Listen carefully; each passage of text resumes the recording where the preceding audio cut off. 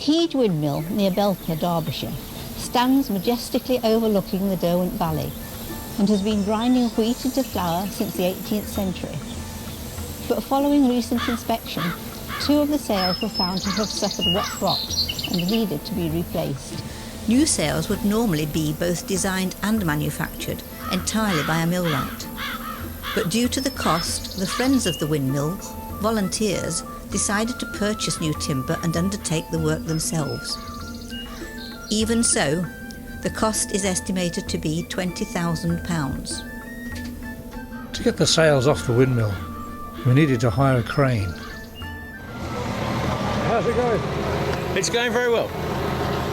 This is my first opportunity to see it being taken apart. It's quite an historic moment, really. It's fantastic. We're taking the leading edge boards off at the moment. Yeah. So that we can stand the sail on that edge. So it's interesting. The mechanics of it, they're going to be revamped in a sense, or restored and put on there. Well, yeah, we're going to put all the shutters. They're in good condition. Oh, I see. We just want repainting. Wouldn't they have weathered at the same time? So in a sense, therefore, yeah, but they're made of canvas. Oh, okay, right. Yeah. It's the timber bit that's gone rotten. But this Russian lot should last for years. They weren't laminated, they weren't, you see. Oh, okay. We've got 4 up there that are laminated. Right. And the 2 new ones are laminated. Yeah. So when these have been laminated and put in, the expectation is they're going to last longer. They'll see me out. What about me? I don't know about you. You're stripling. Yeah, I'm only 65, so it probably, might last me out as well a bit of luck. Let's put it like this: if I'm that old, I don't think I should be coming down here lifting anyway. If your gate looks after you, you'll see them out. Yeah. Well, I'm Alan Gifford, I'm one of the trustees of the Windmill, and today we've made a first start to make the new set of sails that will be replacing the worn out set that we took off about a week ago. It'll take us several months to do all the painting and assembly of them, but today's the first coat where we've put the sealer undercoat on to close the pores of the wood up before we start painting for general. We've just turned the main whips over. That's these big timbers that are on the side here, and this is the first time we've tried handling them manually. It all went off very, very easily, and we're happy and we're on the way.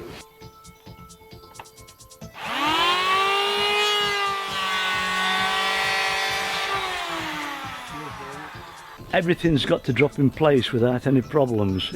If he has a problem up there, it's a job stopper. So we're making sure that there's 4 of these clamps to each sail, right? And we've got to make sure they drop on with no problems. So they wear slightly tight. I don't think these are man-made, and I don't think you've got 2 that are exactly the same. So you want them to drop on as easy as that. That's what we want. Alan's suggesting we go upstairs and check them on the actual ironwork. Right, so above these planks here there's a door which we're going to take out, and then I'm going to lean out and measure the distance between the lugs. 270. Yeah. Right. Okay, is that everything? That's it, yeah. Right. Having completed some minor adjustments and waiting for the right weather conditions, we are now able to finally fit the sails.